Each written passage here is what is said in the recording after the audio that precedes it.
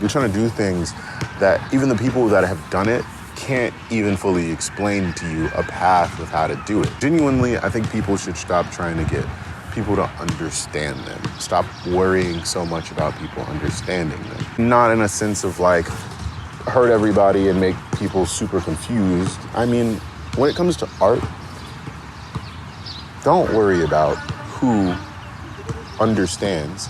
The people that are meant to understand, and the people who don't, won't. Humans aren't that good at communicating. Like, we kind of suck at it. Hello. This is my microphone for today. I'm gonna put it down though, because that's gonna be really, really loud.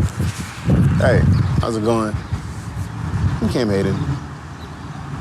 I don't know why I introduce myself every time like that. I also don't know what this video will be about. I didn't pre-plan it or anything. I just wanted to come outside and talk to you this week. I went home recently. For people who don't know, I live in LA now, but I am originally from Austin, Texas. So I went home to Texas. We go to a series of cities. Austin, saw friends there, and family.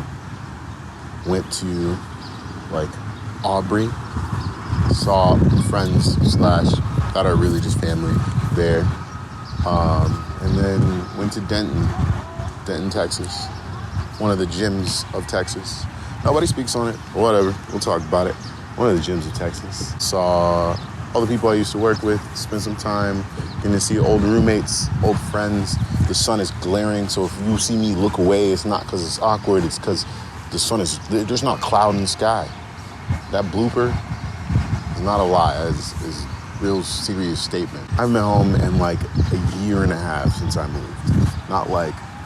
Not to this extent, like not to visit everybody and see everybody. I went for like a brief moment. Nobody really saw me. Nobody knew I was there. I didn't tell anybody because I was just there for a friend's bachelor party. I didn't really think I was ready to be home. And I had this conversation with a friend who we both bartended in the same city, worked at the same bar together, and she's always been kind of against going back home. We moved away at the same time. She moved to Philadelphia. I moved to LA. We always both been kind of against, like not against, but hesitant to go back home. Probably because we're both perfectionists. She wanted to do the whole glow up, change, become a more interesting person. In her words, not mine. I think she's always been an interesting person, always been a beautiful person. But everybody wants to grow and develop, and there's nothing wrong with people wanting to grow or develop. So I really appreciate that she was honest enough to just like tell me what it was that she wanted to change about herself. But in that whole conversation and in going home, I went home and I realized, one, it's definitely bee. Stop that. There's a bee scurrying about.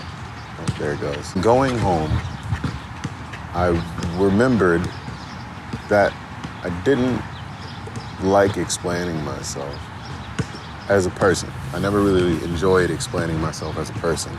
And the world will often try to force you to explain everything that you're trying to do in your wake of trying to achieve whatever dream you may have. Now, given being a shit person and hurting people along the way, terrible, don't do that. This is not what I'm talking about. When I say this, I mean this in the way of like, a good example is the fact that I do so many things that it's kind of hard for people to like understand exactly what I do or like keep up with everything. And I oftentimes have this like hesitancy of like, well, do I split everything up and make an Instagram just for YouTube, but an Instagram for also just for music, and then a personal Instagram for people back home so that I can just have family and friends on there, and then make like a Twitter for music and a Twitter for YouTube and a Twitter and like every social media platform individually split off. And for a time, I made a TikTok that was specifically for poetry and only poetry, and then one that was only for music and music only, just because I was like, I want to know if I'm just confusing people. And I think that line of thinking stops a lot of people from like pursuing a lot of the things that they want to pursue. Just the worry that you're going to confuse someone. And I don't really worry about it anymore. I haven't for a long time, but I do understand like the notion. And I think a lot of times you'll see like videos that'll just tell you like, just do it, like just start now, do the thing that you've been like afraid to do. But there's a lot of different elements to that. And I know for me, one of the elements was just like trying to get people to understand me. And I think in that, you like find yourself hiccuping along the way, trying to like sort through everything and make sure everything comes out perfect. It pulls you into a deeper like grasp of perfectionism, because you really, really, really want like everybody to understand your message completely. And honestly, humans aren't that good at communicating. Like, we kind of suck at it. And in knowing that, you should just understand that like everybody is not going to understand what it is that you are trying to do. You are trying to do stuff that a lot of people around you have never seen done themselves. You're trying to do stuff that a lot of people that have done it can't even explain to you how they've done it. You're trying to do things that even the people that have done it can't even fully explain to you a path of how to do it. And you watch as they try to make you understand. And even along the way, you're like, okay, I've been shown every step. I don't understand how you got from here to here. And it's just because you should genuinely, I think people should stop trying to get people to understand them. Stop worrying so much about people understanding them. Not in a sense of like, hurt everybody and make people super confused. I mean, when it comes to art, don't worry about who understands. The people that are meant to understand, and the people who don't, won't. And as time goes on, those people who don't will probably grow to understand, and even if they don't, eventually they'll just catch up. They'll eventually just be like, well, I had no idea that this would become this the entire time, like along the way. I just kind of thought that that was just a one-off thing that you did for fun, even though you're doing it as time is going on and it's still going on in the background. A lot of people want you to like show your work and be front and center with all of the information and all of the things that you are doing and growing and moving through. But like, people don't understand that you can show them the entire process, and depending on the person, they probably still won't understand because they don't have your brain. We're all different. We're all unique individuals. We all are crafted and mutilated together. Mutilated is a crazy word, but we're all crafted and like pieced together in different ways. So to assume that we all think and understand and communicate in the exact same ways is a really, really silly notion that we all have like hammered into our own brains. Back ever just itch? Ever just get an itchy back? What I'm saying is essentially, when it comes to your art, trying to explain things to people is a lost cause. I think trying to explain your art to people is a little unnecessary. I'm pretty sure there is some philosophical concept about this where it is essential to just not try to explain art.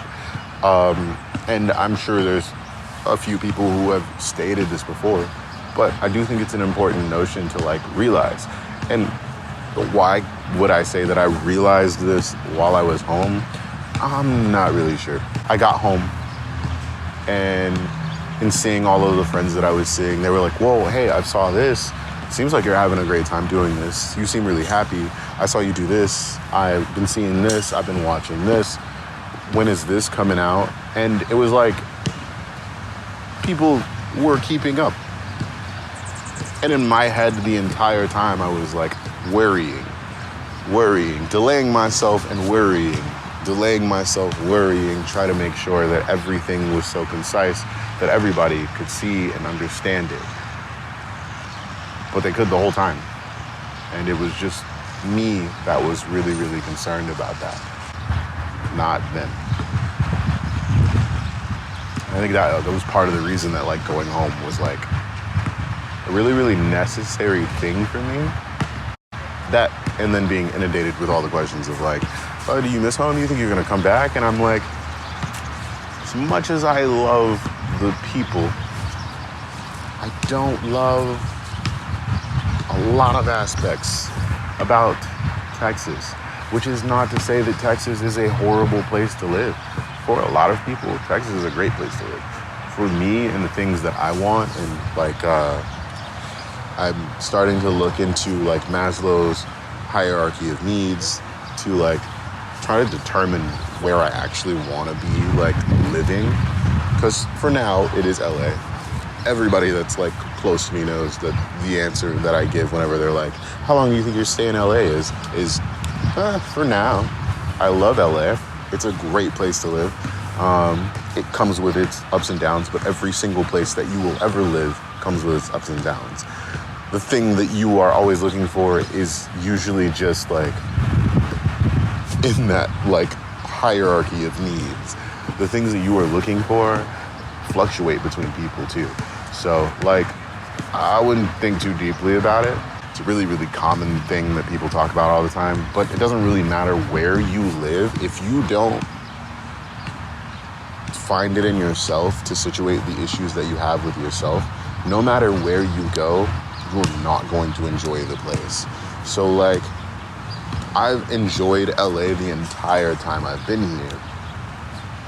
The only issue that I've ever had while being in LA is that it's kind of expensive to live here. It costs like $100 just to go outside a day, maybe more. I said 100 and that was just being nice. It's also kind of a joke, but every good joke contains true shit. So like, assuming that moving to any different place will dramatically change your life is like not an understatement, because genuinely my way of life is better in LA, even if I hadn't fixed a lot of the like deep-rooted issues that I had within myself before moving.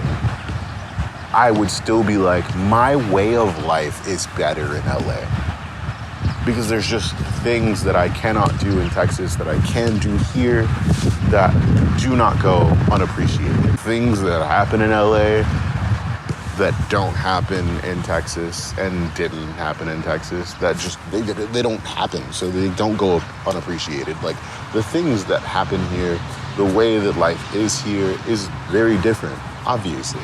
Not so completely removed from what it is to be in Texas, because we're still in America. I'm still in America.